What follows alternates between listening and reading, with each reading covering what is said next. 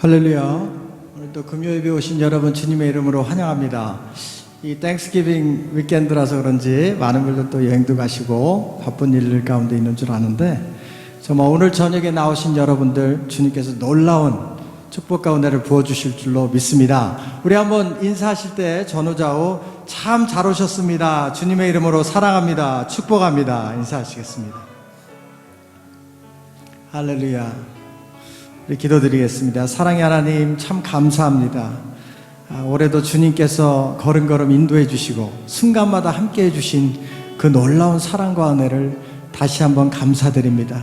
하나님, 오늘 이 시간에 주님 앞에 나아갑니다. 예수님의 거룩하신 보혈로 우리를 덮어주시고 이 성전을 덮어주시고 주님의 은혜와 주님의 임재를 체험하는 이 예배가 되게 하여 주시옵소서. 우리의 심령이 주님 앞에 감사함으로 나아갑니다. 주님 홀로 영광받아 주시옵소서. 예수 그리스도의 이름으로 기도하옵나이다. 아멘, 아멘, 할렐루야. 우리 함께 여호와를 즐거이 불러 찬양드리겠습니다.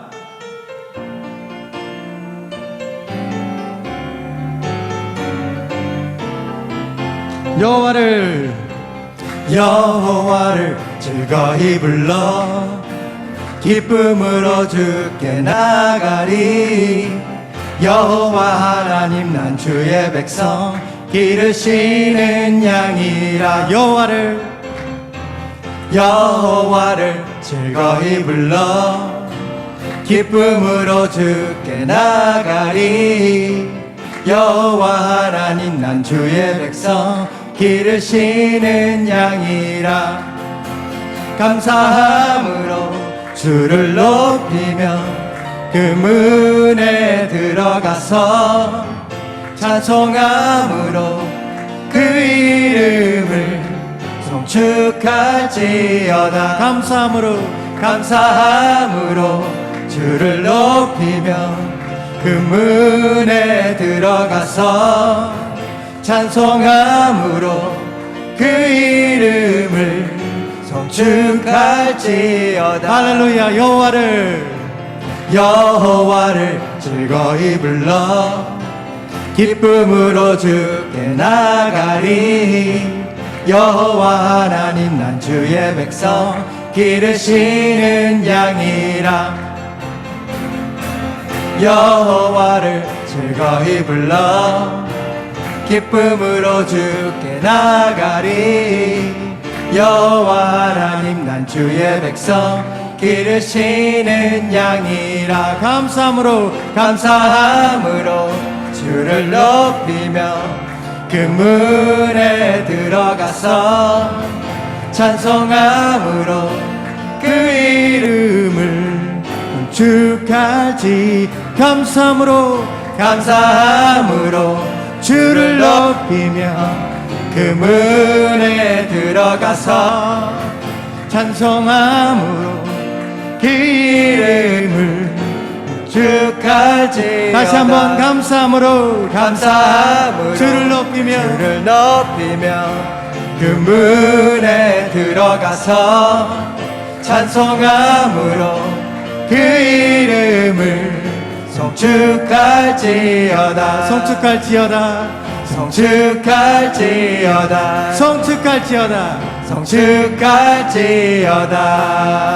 할렐루야. 우리 주님께 감사와 영광의 박수를 올려드립니다. 아멘. 할렐루야.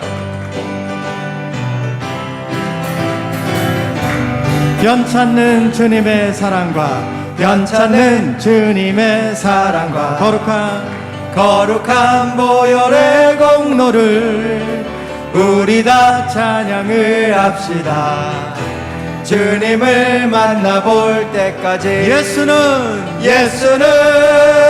우리를 깨끗게 하시는 주시니 그의 피 우리를 눈보다 더 희게 하셨네. 아멘. 우리를 깨끗게 한 피는 무궁한 생명의 물일새 생명의 구원을 받은 자 하나님 찬양을 합시다. 예수는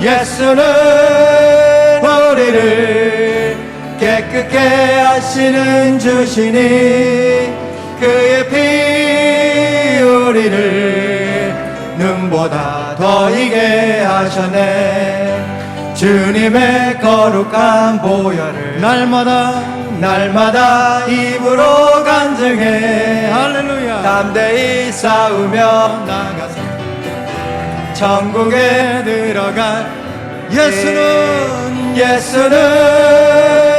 우리를 깨끗게 하시는 주시니 그의 피 우리를 눈보다 더 이게 하셨네. 십자가 단단히 붙잡고 날마다 이기며 나가세. 머리에 면류관 쓰고서 주 앞에 찬양할 때까지 아멘. 예수는 우리를 깨끗게 하시는 주시니 그의 피 우리를 눈보다 더 이게 우리 다시 한번 찬양합니다. 변찮는 주님의 사랑 거룩한 보혈의 공로를 우리 다 찬양을 합시다. 주님을 만나볼 때까지 예수는 우리를 깨끗게 하시는 주시니 그의 피 우리를 눈보다 더 이게 하셨네. 우리를 깨끗게 한 피는 아멘. 무궁한 생명의 물이새 생명의 구원을 받은 자 하나님 찬양을 합시다. 아멘. 예수는 우리를 깨끗게 하시는 주시니 그의 피 우리를 눈보다 더 희게 하셨네. 주님의 거룩한 보혈을 날마다 입으로 간증해 담대히 싸우며 나가세. 천국에 들어갈 때까지 예수는 우리를 깨끗게 하시는 주시니 그의 피 우리를 눈보다 더 이게 하셨네. 십자가 단단히 붙잡고 날마다 이기며 나가세. 머리에 면류관 쓰고서 주 앞에 찬양할 때까지 할렐루야. 예수는 우리를 깨끗게 하시는 주시니 그의 피 우리를 눈보다 더 이게 예수는 우리를 깨끗게 하시는 주시니 그의 피 우리를 눈보다 더 이게 하셨네. 할렐루야. 예수는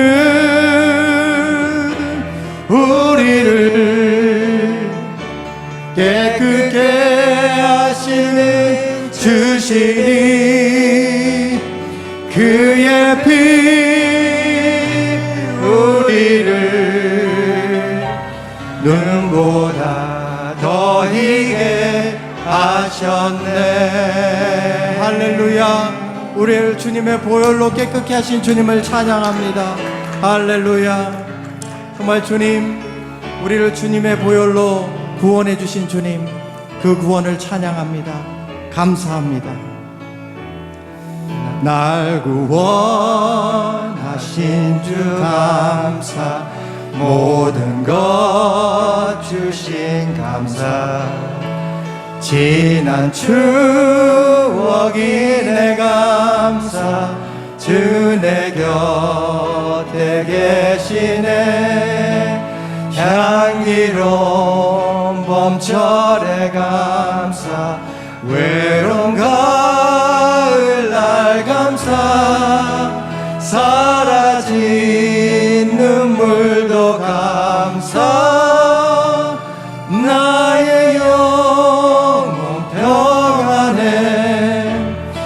응답하신 기도 감사 거절하신 것 감사 헤쳐나온 풍랑 감사 모든 것 채우시네 아픔과 기쁨도 감사 절망 중 위로 감사 증량 못할 은혜 감사 크신 사랑 감사해 길가에 장미꽃 감사 장미꽃까지 감사 따스한 가정 희망 주신 것 감사 아멘 기쁨과 슬픔도 감사 하늘 평안을 감사 내일의 희망을 감사 영원토록 감사해 할렐루야. 이 시간 우리 한번 함께 동성으로 기도하실 때에 정말 주님, 우리가 한 해를 뒤돌아보면 모든 것이 감사합니다. 감사하지 못할 것이 하나도 없습니다. 정말 주님 너무나도 감사합니다. 우리 한번 주님께 감사의 기도를 우리 정말 목소리 높여서 마음을 다해서 우리 주여 부르짖고 함께 기도하겠습니다. 주여 할렐루야. 하나님 감사합니다. 오늘도 주님 앞에 나아갑니다. 오직 예수 그리스도의 거룩하신 보혈을 의지하고 주님 앞에 나아가오니 아버지 우리를 다시 한번 정결케 하시고 우리의 마음과 뜻과 정성을 다하여 주님께 드려지는 찬양과 경배와 예배가 되게 하여 주옵소서. 하나님 정말 주님께서 우리와 늘 걸음걸음 함께하여 주시고 우리를 인도하여 주시고 우리를 보호하여 주시고 우리를 치유하여 주시고 아버지 우리를 공급하여 주시고 우리를 일으켜 세워주신 주님의 그 크신 은혜와 사랑을 감사드립니다. 하나님 없이 우리는 살지 못합니다. 예수님 없이 우리는 살 수 없습니다. 성령님의 인도하심 없이는 우리는 한순간도 살 수 없는 것을 고백합니다. 하나님 우리를 사랑하여 주셔서 감사합니다. 우리를 치료하여 주셔서 감사합니다. 우리를 구원하여 주셔서 감사합니다. 하나님 이 시간 주님 앞에 우리가 감사의 찬양을 올려드리오니 하나님 받아주시고 흠양하여 주시고 하나님 영광 받아 주시옵소서. 오직 주님만이 우리의 삶의 주인이 되십니다. 오직 주님만이 우리의 찬양과 경배를 받으시 합당하신 분입니다. 주님 감사합니다. 주님 감사합니다. 하나님을 찬양합니다. 오 주여 영광 받으시옵소서. 할렐루야 할렐루야 할렐루야. 아버지 이 시간에 온전히 주님 앞에 나아오니 이 시간에 하늘 문을 여시고 아버지 이곳에 주님의 임재로 채워 주시옵소서. 성령 하나님 우리의 각 심령 가운데 만져주시고 변화시켜 주시고 치유하여 주시고 회복시켜 주시고 하나님의 은혜로 덮어주실 줄로 믿습니다. 오늘 예배를 통하여 하나님을 만나는 예배가 되게 하여 주옵소서. 온 마음을 다하여 주님을 알기 원합니다. 온 마음을 다하여 주님을 섬기기를 원합니다. 온 마음 다해 사랑합니다. 온 마음 다해 주 알기 원하네. 내 모든 삶 주님 것이니 주만 섬기리. 온 마음 다해 온 마음 다해 사랑합니다. 온 마음 다해 주 알기 원하네. 내 모든 삶 주님 것이니 주만 섬기리. 온 마음 다해. 주님과 함께하는 주님과 함께하는 이 고요한 시간 주님의 보좌 앞에 내 마음을 쏟네. 모든 것 아시는 주님께 감출 것 없네. 내 마음과 정성 다해 주 바라나이다. 나 염려하지 않아도 내 쓸 것 아시니. 나 오직 주의 얼굴 구하게 하소서. 다 이해할 수 없을 때라도 감사하며 날마다 순종하며 주 따르오리다. 온 마음 다해 사랑합니다. 온 마음 다해 주 알기 원하네. 내 모든 삶 주님 것이니 주만 섬기리. 온 마음 다해. 우리 다시 한번 찬양합니다. 주님과 함께하는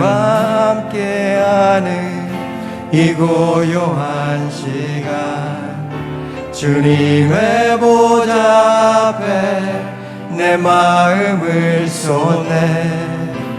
모든 것 아시는 주님께 감출 것 없네. 내 마음과 정성 다해 주 바라나이다. 나 염려하지 않아도 내 쓸 것 아시니. 나 오직 주의 얼굴 구하게 하소서. 다 이해할 수 없을 때라도 감사하며 날마다 순종하며 주 따르오리다. 온 마음 다해 사랑합니다. 온 마음 다해 주 알기 원하네. 내 모든 삶 주님 것이니 주만 섬기리. 온 마음 다해 온 마음 다해 온 마음 다해 사랑합니다. 온 마음 다해 주 알기 원하네. 주 알기 원하네. 내 모든 삶 주님 것이니 주만 섬기리. 온 마음 다해 온 마음 다해. 우리 오른손을 드시고 사랑합니다. 온 마음 다해 주 알기 원하네. 내 모든 삶 주님 것이니 주만 섬기리. 온 마음 다해 온 마음 다해 온 마음 다해 온 마음 다해 사랑합니다. 온 마음 다해 온 마음 다해 주 알기 원하네. 내 모든 삶 주님 것이니 주만 섬기리. 온 마음 다해 주만 섬기리. 주만 섬기리. 온 마음 다해 주만 섬기리. 주만 섬기리. 온 마음 다해. 할렐루야. 우리 주님께 감사와 영광의 박수를 올려드립니다. 주님 감사합니다. 할렐루야. 하나님 감사합니다. 주님 앞에 온전히 나아가길 원합니다. 더욱 주님을 사랑하길 원합니다. 더욱 주님 앞에 가까이 나가기를 원합니다. 오늘 이 시간 우리를 예수님의 거룩하신 보혈로 덮어주시고 오늘 찬양과 경배로 나아갈 때 하나님 영광 받으시고 오늘 하나님의 말씀을 들을 때에 주님의 음성이 들려지게 하시고 우리의 심령이 깨어지고 다시 한번 주님의 뜻대로 변화되어져서 하나님의 뜻대로 살아가는 귀한 하나님의 자녀들이 다 될 수 있도록 축복하여 주시옵소서. 주님께 예배를 올려드립니다. 주님 흠양하여 주시옵소서. 감사드렸고 예수 그리스도의 이름으로 기도하옵나이다. 아멘, 아멘. 할렐루야. 우리 주님께 다시 한번 감사 영광의 박수 올려드립니다. 아멘, 할렐루야.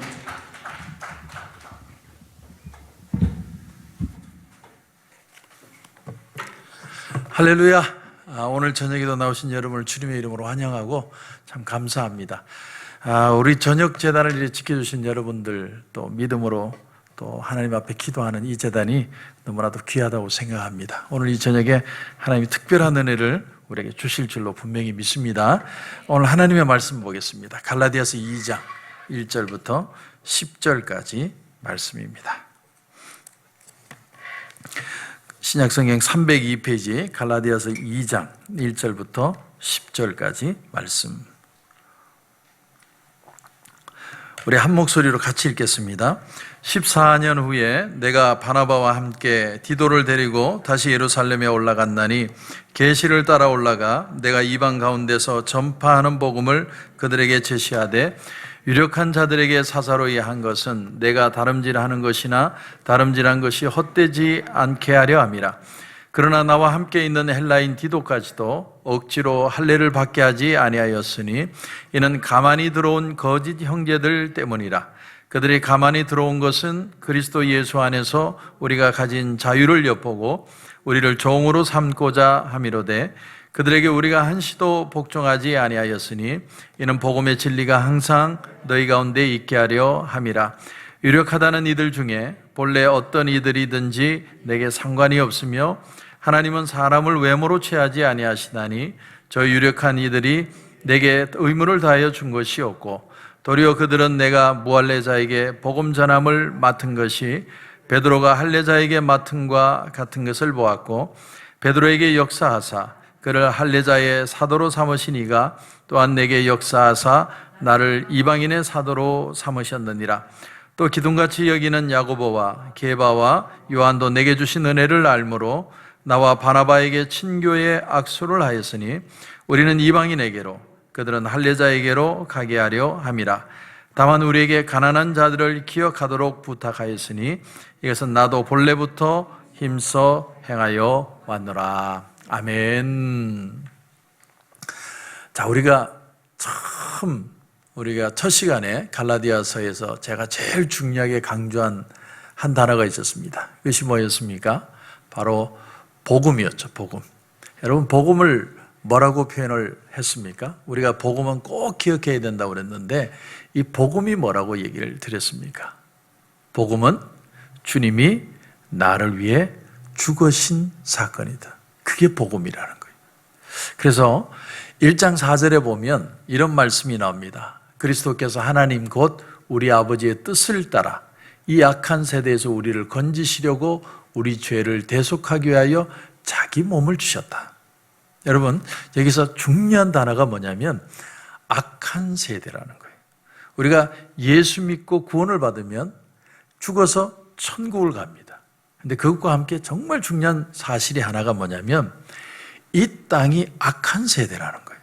이 세대가 만만한 세대가 아니고 사단이 지배하는 세대예요. 쉽지 않은 세상입니다. 근데 이 세상을 주님이 나를 위해 대신 죽어주심으로 주님을 내 마음에 모신 자들과 함께 거하시며 이 세상을 이겨내게 하시고 신앙으로 승리케 하신다는 거예요. 그게 바로 복음이라는 거예요. 그러니까 복음을 잘 기억해야 됩니다. 우리가 착하게 사는 것이 신앙이 아니에요. 물론 우리가 착하고 성실하게 세상을 살아야 되지만 내가 내 힘으로 착하게 살기가 힘들어요. 정말 말씀대로 살기가 어렵습니다. 그래서 우리에게 누가 필요하냐면 예수님이 필요한 거예요. 예수님이 나와 함께 그 삶을 살아내도록 하시는 거죠. 그게 복음이에요. 복음은 딴 게 아니에요. 내가 뭐 기쁜 소식 그러니까 항상 기쁜 것만 생각을 하는데 정말 기쁜 소식은 내가 할 수 없는 일을 주님이 할 수 있도록 인도해 주신다는 거예요. 이 악한 세대를 살아내고야 말도록 만드시는 겁니다. 그게 복음이에요. 그러므로 우리가 매일 우리 자신을 체크할 게 뭘까요? 내가 주님 안에 있는지, 주님을 내 마음에 모시고 있는지 계속 그 체크업을 하셔야 돼요. 내가 정말 주님과 동행하고 있는가?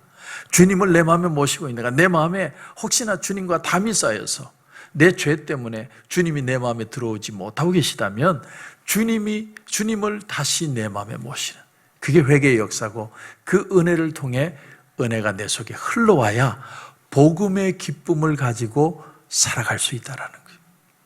자, 그래서 지난 시간에는 우리가 뭘 생각했습니까? 바울이 아라비아 광야로 갔다. 사람들과 의논하지 않고 하나님의 은혜, 내가 주님이 주신 은혜를 붙들고 다시 서기 위해서 사도 바울이 아라비아로 갔습니다. 자, 그리고 오늘 이제 2장이 왔는데 바울은 누구를 위해서 부름을 받았습니까? 이방인들을 위해 부름을 받았죠. 유대인들을 위한 게 아니에요. 이방인들을, 헬라 사람들을 위해서 주의 복음을 증거하는 자로 부름을 받았습니다. 근데 그 조건이 뭐라고요? 헬라 말을 유창하게 하고 또 유대인의 문화를 퍼펙트하게 이해할 수 있어야 한다는 거예요. 이 두 가지가 다 되는 사람이 바로 이 바울이라는 사람이라는 겁니다. 자, 그런데 복음을 전하려면 말로 전하게 되죠. 그런데 말로 전한다는 건 말만 전하는 게 아닙니다. 자, 제 말을 잘 이해해 보십시오. 말을 하면 그 사람의 경험과 그 사람의 인격과 그 사람의 문화가 다 포함돼서 나오는 거죠. 그게 말입니다. 자, 미국 뉴스를요, 이 미국의 소식을 한국 사람들도 들을 수 있습니다. 영어를 잘하는 사람들은 뭐 CNN이든 팍스 뉴스든 내가 영어를 잘하면 얼마든지 들을 수 있어요.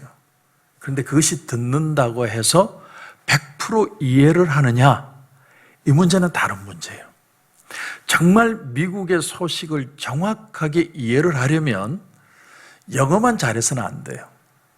이 미국 땅에 어릴 때부터 와서 정말로 어릴 때부터 영어 문화권에서 퍼펙트하게 영어를 할 수 있음과 동시에 한국 사람들이 사는 가정에서 자라서 한국 문화를 완벽하게 이해하기는 어렵지만 한국 문화를 정말 이해를 하는 사람이 미국 뉴스를 해석해 줄 필요가 있다는 거예요. 이게 돼야만 우리가 한국에서 미국 뉴스를 듣는 사람이 미국의 모든 것들을 어느 정도는 이해할 수 있다는 것이죠. 그냥 영어만 잘 듣는다고 미국을 이해할 수 있는 게 아니죠. 그러면 어떻게 되느냐면 옛날에 저도 대학 다닐 때 그런 일이 있었는데 양키 고 홈, 미국 사람 무조건 밉다라는 거예요. 물론 미국 사람들이 퍼펙트하진 않아요. 미국도 부족한 게 많죠. 하지만 이 문화를 이해하고 이 속에서 좀 더 깊이 들여다볼 수 있는 객관적인 눈이 필요하다는 거죠. 그렇게 받아들일 수 있어야지 무조건 욕하고 돌 던진다고 해결되는 게 아니라는 거예요. 이번에 한국에 가서 한국의 대학 친구들을 오랜만에 만났습니다. 그리고 제가 먼저 얘기를 꺼냈어요. 내가 65세가 되면 복수 국적이 가능하다. 나는 미국 사람인데 한국 사람도 될 수 있다. 65세가 되면. 그런 얘기를 먼저 한번 던져봤어요. 아니나 다를까 한 친구가 쏙 들어오더라고요. 너희들 말이야, 미국에 살면서 한국에 와서는 한국의 의료 혜택을 받고 그건 너무 실속 챙기는 거 아니냐고 쑥 들어오더라고요. 그래서 그 말을 듣고 제가 이런 얘기를 했습니다. 혹 내가 나중에 미국에서 은퇴를 하고 나면 한국에 가서 살 수도 있다. 근데 그렇게 살게 된다면 나는 아마 한국에서 돈을 벌지는 않을 거야. 나는 소셜 연금이라는 게 있어서 그걸로 한국에서 내가 사용하며 살게 되겠지. 한국 정부도 그걸 알고 복수국적이라는 시스템을 사용했다고 난 생각해. 그리고 의료 혜택, 나도 65세가 되면 메디케어가 돼. 그리고 메디칼도 혜택을 받을 수 있어. 너희들 거 뺏어 먹지 않을 테니까 걱정 안 해도 돼. 자, 그런 얘기를 했습니다. 여러분, 우리가 문화적인 오해를 할 때가 너무 많죠. 정말 그 사회를 이해하지 못하고 겉으로 보이는 것으로 오해하고 시기하고 비판할 때가 너무 많습니다. 그래서 오늘 이 본문을 보면 사도 바울도 복음을 전하는데 히브리 문화 속에 계시된 복음이에요. 그런데 그 복음을 이제 이방 철학이라는 툴을 가지고 헬라 사람들에게 전달을 해야 되는 거예요. 이게 정말 쉽지 않습니다. 자칫 잘못하면 오해가 일어나는 거예요. 왜냐하면 이 유대인이라는 틀 속에 히브리 문화 속에 복음이 들어온 거예요. 복음은 복음 자체로 분명히 중요한 문제고 바로 된 것이지만 이걸 전달하는 툴을 잘못하면 오해의 여지가 얼마든지 생길 수 있는 거예요. 그러니까 이 바울이라는 사람이 얼마나 중요한지 모릅니다. 자, 주님이 이 땅에 오셨을 때 베들레헴 말구에 나시고 유대 문화권에 오셔서 유대주의자들 속에 사셨습니다. 다시 말하면 율법의 체제 속에 오신 거예요. 그분은 율법에 얽매인 분은 아니지만 철저히 히브리 문화권에서 사신 거예요. 복음 자체는 영원 불멸의 복음이지만 처음에 그 복음이 전해질 때는 히브리 문화 속에서 복음이 선포된 거예요. 그러니까 우리가 성경을 해석할 때 그냥 한국말 그대로 해석하는 거로 끝나는 게 아니라 히브리 문화의 배경을 이해할 필요가 있죠. 자, 그렇다면 바울은 어디 사람입니까? 바울은 길리기아 다소 사람입니다. 그 말은 헬라 문화권에서 태어났다는 거예요. 다시 말해서 헬라 말도 퍼펙트하게 하고 히브리 말도 퍼펙트하게 하는 사람이에요. 다시 말하면 히브리 문화 속에 그 복음이라는 걸 가장 깊이 먼저 이해를 해야 되죠. 그런데 바울은 그게 이해가 되는 사람이에요. 그런데 그 복음을 헬라 사람들에게 전하려면 헬라 철학이라는 툴, 그들의 단어를 통해서 전달을 해야 돼요.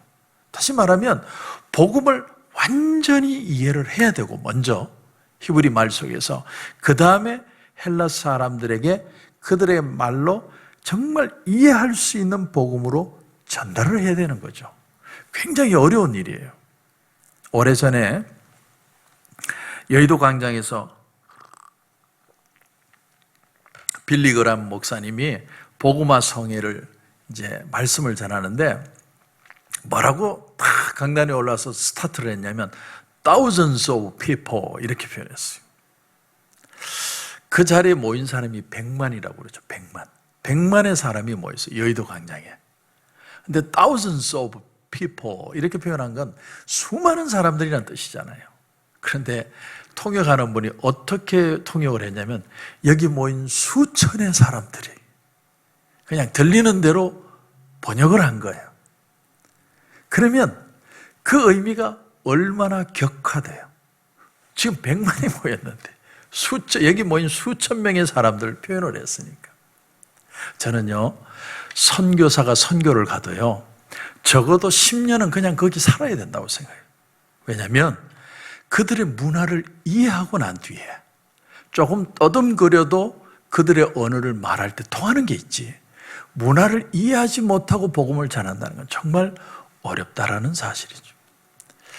자, 그런데 오늘 본문을 보면 정말 예수님을 헬라 문화권 속에서 어떻게 하면 그 복음을 잘 전할까를 고민을 하는데 정작 유대인들은 그걸 탐탁지 않게 생각을 했다는 겁니다. 여러분, 우리 신앙을 한번 생각해 보세요. 오늘은 제가 좀 생각하게 만드는데 우리가 신앙생활을 하는 서로 다른 부분이 있어요. 어떤 교회는 가면 절대로 박수를 안 쳐요. 제가 이번에 수원에 있는 저희 동생이 다니는 교회를 갔는데 절대로 박수를 안 쳐요. 얼마나 고요한지 몰라요. 예배 시작도 종 땡 치고 시작하고. 너무 다른 거예요. 그런데 우리는 어때요? 막 박수를 치죠. 우리 성도들 가운데도 끝까지 박수 안 치는 분이 있어요. 근데 제가 그걸 이해합니다. 왜냐하면 나도 처음부터 박수 치는 스타일은 아니니까. 근데 춤추며 찬양하며 속옷치며 찬양하는 다윗의 그 고백처럼 열정적으로 예배를 드릴 수도 있는가 하면 박수도 치지 않고 예배를 드릴 수도 있습니다. 재밌는 얘기가 있어요. 가톨릭 교회는 옛날에는요, 두 손을 합장해서 기도를 했어요. 합장을 해서.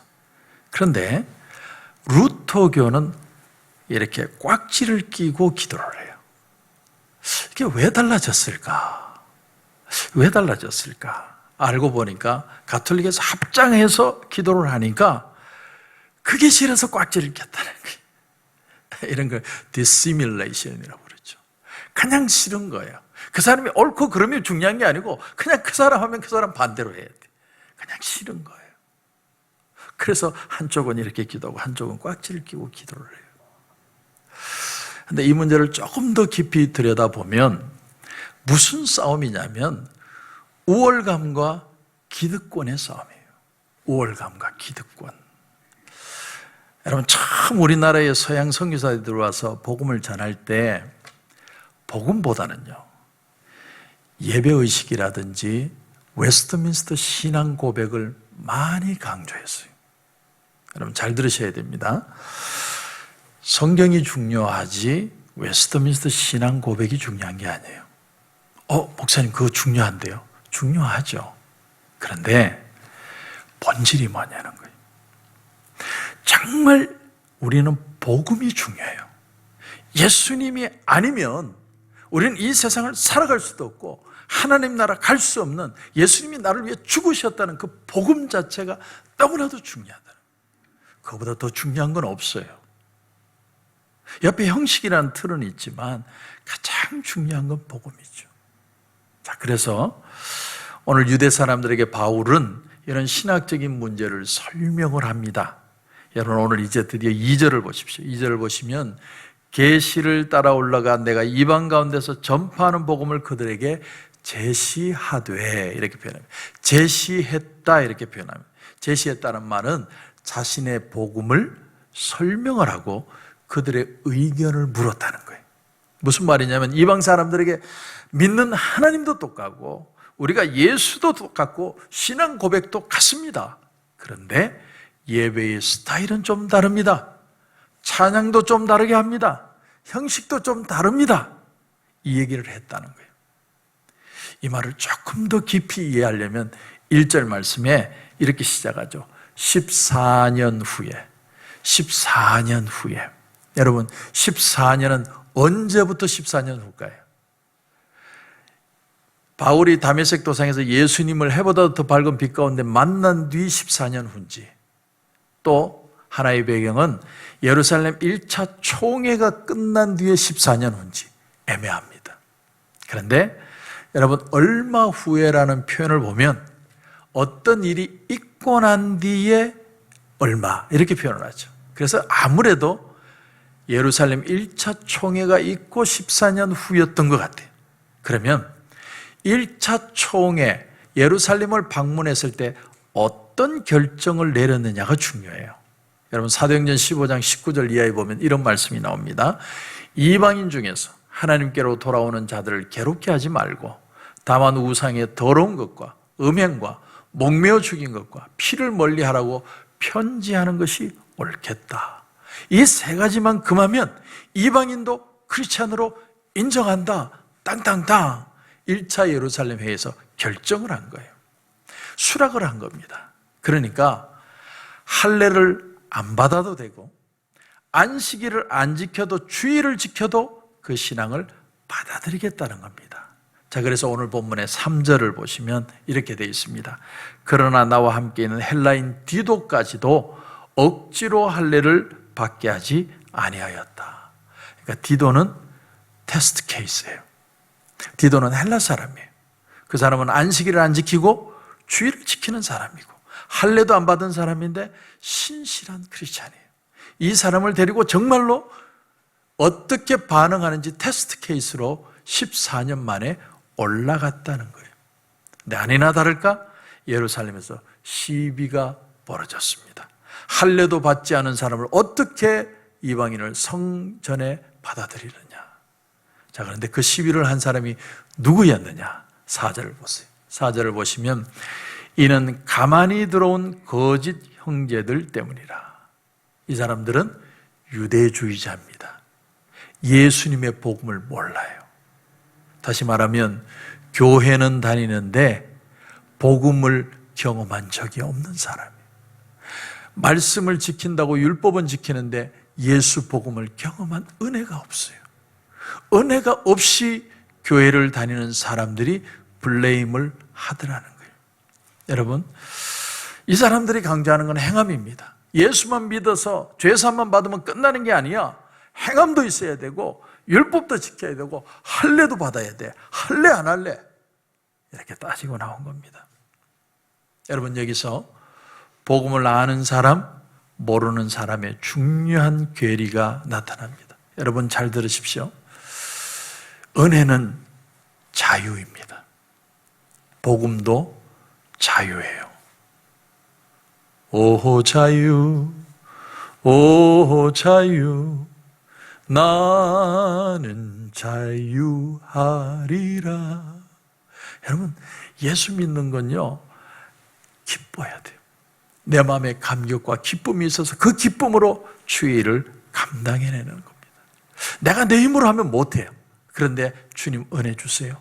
나는 은혜를 몰랐고 죄 가운데 살았지만 내가 제 죄를 고백하고 회개하고 용서함을 받아서 그 기쁨으로 이 모든 일을 감당하기를 원합니다. 그렇게 기도하며 주님 앞에 나가면 주님이 내 마음에 기쁨을 주시는 거예요. 그 기쁨으로 이 모든 신앙의 삶을 감당해 나가는 것입니다. 그런데 기쁨이 없이 사람들이 나에 대해서 하는 얘기에 부담을 가지고 주의를 하면요, 얼마나 신앙생활이 힘든지 몰라요. 세상에서 제일 힘든 게 신앙생활이에요. 근데 그렇게 힘들고 어렵게 신앙생활하면 육신도 병들어 버려요. 여러분, 도덕적인 종교는 사람들로 하여금 의복을 이렇게 입으라든지 일상생활은 이렇게 하라든지 아주 많은 규정들을 세웁니다. 그런데 한번 생각해 보세요. 왜 규칙이라는 이런 율법이라는 틀들이 많이 생겼을까요? 안식일에 대한 규정만 600개가 넘었다고 그러거든요. 왜 이런 걸 세웠을까? 가만히 생각해 보면 사람들 마음속에 내가 스스로 지키기 힘들기 때문에 규정을 원한 것이 아닐까. 예를 들어서 내 이웃을 내 몸과 같이 사랑하라. 내 이웃을 내 몸과 같이 사랑하는 게 어떻게 살아가는 거예요? 모르겠단 말이에요. 그래서 조건을 제시하라는 거예요. 어떻게 사랑해야 되느냐. 나이트클럽을 가지 말라든지 술을 마시지 말라든지 어떤 음식은 먹지 말라든지 규칙을 얘기해 달라는 거예요.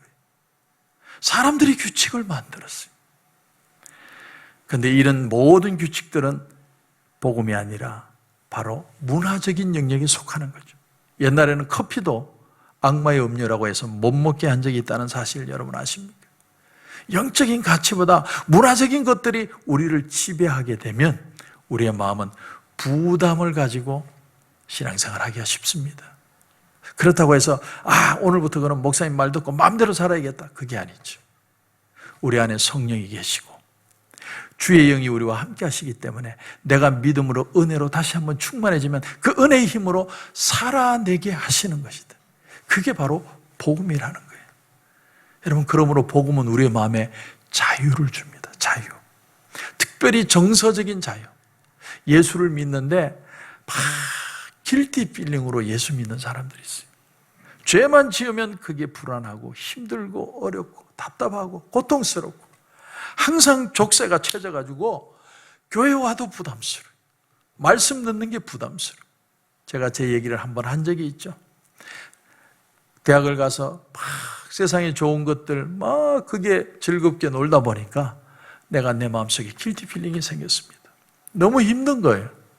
그래서 그때 신학을 다니던 사촌을 찾아갔더니 네가 뭔가를 지키고 착하게 살고 그렇게 하지 못하는 것에 길티 필링을 느끼기보다는 하나님께 가까이 가봐라.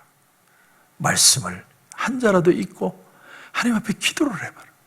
하나님의 은혜를 먼저 경험하는 게 먼저다. 저는 그 말을 듣는데 얼마나 그 말이 제 마음에 기쁨이 되고 감격이 되었는지 모릅니다. 여러분, 우리가 삶을 안 살 수는 없죠. 하지만 불편한 예수를 믿으면 안 돼요. 여러분, 복음은요, 주님이 나를 위해 죽어주신 거예요. 내가 뭘 이루기 전에 주님이 먼저 내게 해주신 겁니다. 그 은혜를 알면 은혜의 삶을 살아갈 수 있습니다. 그 은혜의 삶을 어떻게 살아야 되느냐? 그걸 가르쳐 주는 게 고린도전서 7장입니다. 사도 바울이 이렇게 아주 구체적으로 얘기해요. 7장 1절 2절을 보면 너희가 쓴 문제에 대하여 말하면 남자가 여자를 가까이 아니함이 좋으나 음행을 피하기 위하여 남자보다 자기 아내를 두고 여자마다 자기 남편을 두라. 무슨 말이냐면 사도 바울은 웬만하면 혼자 살라는 거예요. 하지만 정 가고 싶으면 가라는 거예요. 시집 보내려고 너무 자식들 시집 보내려고 애쓰지 마라. 그러나 굳이 가겠다면 보내라는 거예요. 이게 그의 신앙관이에요. 여유가 있죠. 입은 고기 먹는 문제도 마찬가지입니다. 이왕이면 고기 먹지 마라. 그런데 먹고 싶으면 먹어라. 꼭 안 먹을 것도 없다. 그 당시에는 고기들이 전부 육질이 좋고 싼 고기들은 전부 우상 제물로 드려진 고기들이었어요. 시장 고기들은 맛도 없고 비싸기만 했어. 그러니까 당연히 사람들이 우상에 드린 제물의 고기를 먹는 거예요. 사도 바울은 말합니다. 나는 고기 먹을 수 있다. 이 세상 천지 만물 하나님이 만드셨는데 뭐 악한 것이 무엇이 있겠느냐. 그렇지만 내가 우상 제물로 드려진 고기를 먹는 걸 누군가가 보다가 시험이 들면 그 책임은 나에게 있다라는 거예요. 그래서 나는 고기를 안 먹는다. 여러분, 고기를 먹을 때 와인 한잔 하는 거, 그럴 수 있죠. 소화도 될 겸. 그런데 감사방 모임을 하는데 오늘 우린 고기 먹을 거니까 와인 한 잔 들고 한 병 들고 왔습니다. 이건 안 된다는 거예요. 왜냐하면 받아들일 수 있는 사람도 있지만 시험 드는 사람이 있으면 해서는 안 된다는 거예요. 그것이 우리가 하지 말아야 될 우리의 삶의 기준이라는 것이죠. 사도 바울은 얘기합니다. 우리 신앙은 수직적인 관계가 있고 수평적인 관계가 있다는 거예요. 하나님과 나와의 관계는 수직적인 관계예요. 이건 절대로 포기할 수도 없고 타협할 수도 없어요. 하나님과 나 사이의 이 신앙의 문제, 복음의 문제는 절대적으로 지켜야 됩니다. 하나님의 은혜와 사랑으로 사는 법을 배워야 돼요. 하지만 다른 사람들과의 관계에 있어서는 진리의 문제만 아니면 우리는 양보해야 한다는 거예요. 여러분, 어떤 사람을 위해 기도해 보셨어요? 어떤 분을 정말 전도해 보셨습니까? 그 사람이 정말 교회에 처음 나와가지고 은혜 받고 감격하고 기뻐하고 변화되고 축복받고 그런 모습을 보면 얼마나 우리의 마음이 뜨거워지고 감격스러울까요? 사도 바울이 그랬다는 거예요. 정말 이방인들이 예수 믿고 하나님 앞에 돌아오는 모습을 보니까 너무나 마음이 감격스럽고 기쁘다는 거예요. 여러분, 우리가 우리 자신만 자꾸 보면 우리는 우리의 모습이 고집스러워지고 율법화되기 쉽습니다. 그래서 주님의 받은 은혜는 흘러가야 돼요. 다른 사람에게 끊임없이 흘러가야 합니다. 그래야 은혜는 더 풍성해질 수 있습니다. 오늘 말씀에 여러분 9절을 보십시오. 9절을 보시면 또 기둥같이 여기는 야고보와 게바와 요한도 내게 주신 은혜를 알므로 나와 바나바에게 친교의 악수를 하였으니 우리는 이방인에게로 그들은 할례자에게로 가게 하려 함이라. 야고보와 베드로와 게바가 특별히 베드로가 뭘 깨달았냐면 내게 주님이 주신 그 놀라운 은혜가 바울에게도 똑같이 임했다는 걸 인정하게 됐다는 거예요. 오늘 저녁에 여러분들이 이렇게 모여 있는데 다 개성이 다르고 성격이 다르고 다 스타일이 틀리지만 우리는 은혜 안에서 하나라고 하는 사실입니다. 여러분, 저와 여러분이 다 틀려요. 개성도 틀리고 생각하는 관점도 틀리고. 하지만 주님을 머리로 해서 우리는 바디로 한 몸이 된 겁니다. 여러분 기억하세요. 우리는 틀린 게 아니라 서로 다른 거예요. 다른 거와 틀린 거는 다릅니다. 우리는 다른 생각도 할 수 있고요, 다른 관점을 가질 수도 있지만 끊임없이 은혜 안에서 바라볼 수 있어야 합니다. 우리가 하나님과의 관계를 절대로 포기하면 안 돼요. 그러나 수평적인 관계에서는 용서하고 받아들이는 것이죠. 오늘 우리에게 하나님의 은혜가 귀합니다. 은혜를 구해야 합니다. 신앙생활은 기뻐해야 돼요. 감격해야 돼요. 오늘 이 저녁에 여러분은 어떤 마음이실지 모르지만 내 마음을 오픈하고 주님 내게 임하여 주옵소서. 그 은혜를 주셔서 다시 뜨겁게 이 은혜를 나눌 수 있는 신앙의 삶이 되게 하여 주시옵소서. 그런 은혜가 저와 여러분 가운데 넘치시길 주님의 이름으로 축원합니다. 기도드리겠습니다. 하나님 은혜를 감사합니다. 오늘 이 저녁에 다시 한번 복음에 대해서 생각했습니다. 복음은 주님이 나를 위해 죽으셨다는 사건이고 그 사실을 내 마음에 받아들이면 이 악한 세상에서 주님과 함께 주님의 은혜로 승리하며 살아가야 된다는 걸 우리가 깨닫습니다. 주님, 사도 바울은 헬라 사람들에게 복음을 전하며 어떻게 해서든 복음을 전하기 위해서, 이 사랑과 열정을 전하기 위해서 자신의 몸을 드렸습니다. 오늘 이 저녁에 주님이 내게 주신 은혜가 너무 귀해서 내가 누군가에게 복음을 전하고 누군가를 위해서 기도할 수 있는 밤이 되게 하셔서 오늘 이 밤에 우리의 가슴이 뜨겁고 은혜가 충만한 밤이 되게 하여 주시옵소서. 주님 은혜 주실 줄 믿고 예수님의 이름으로 기도드립니다. 아멘.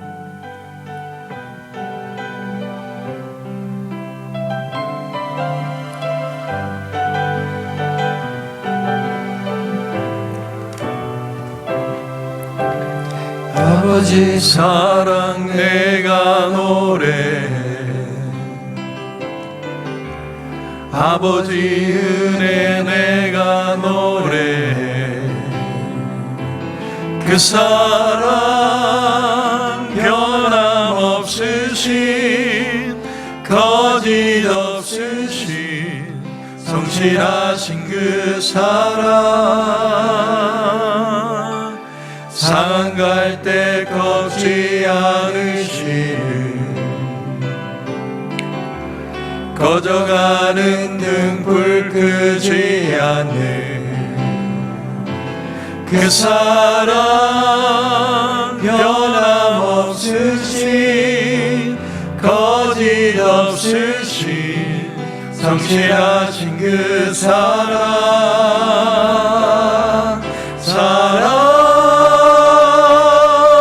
그 사랑,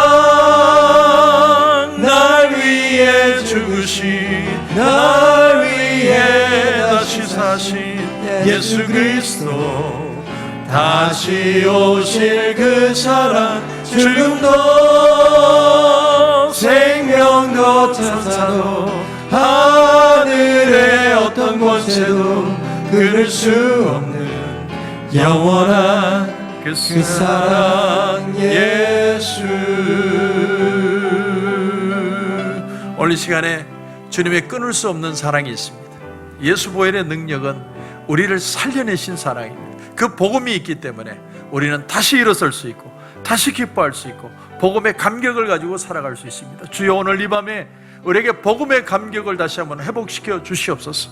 예수님이 나를 위해 죽어주시고 악한 세상을 믿음으로 살아갈 수 있도록 다시 우리에게 힘을 주시는 것을 깨닫고 받아들이는 귀한 축복의 밤이 되게 하여 주시옵소서. 복음이 복음되는 역사가 우리 가운데 일어나게 하여 주시옵소서. 우리 같이 한번 주여 한번 크게 외치고 통성으로 기도하며 주님 앞에 나가겠습니다. 주여,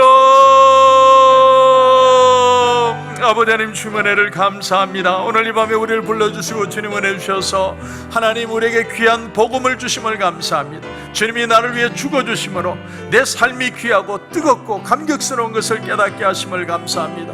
오늘 이 밤에 다시 한번 우리 영혼이 살아나길 원합니다. 우리 마음에 답답하고 컬컬한 모든 모습들 예수 보혈의 능력으로 다시 한번 사임을 얻는 밤이 되게 하여 주옵소서. 오늘 이 밤에 주님이 나의 주인이 되시고 나의 모든 것이 되시고 내 삶의 힘과 능력이 되시는 것을 다시 한번 깨닫는 밤이 되게 하여 주옵소서. 우리의 모습을 있는 그대로 주님 앞에 펼쳐 보이며 주님의 은혜로 다시 한번 아버지 새로워지는 밤이 되기를 원합니다. 우리의 가슴이 다시 한번 뜨거워지기를 원합니다. 감격하기를 원합니다.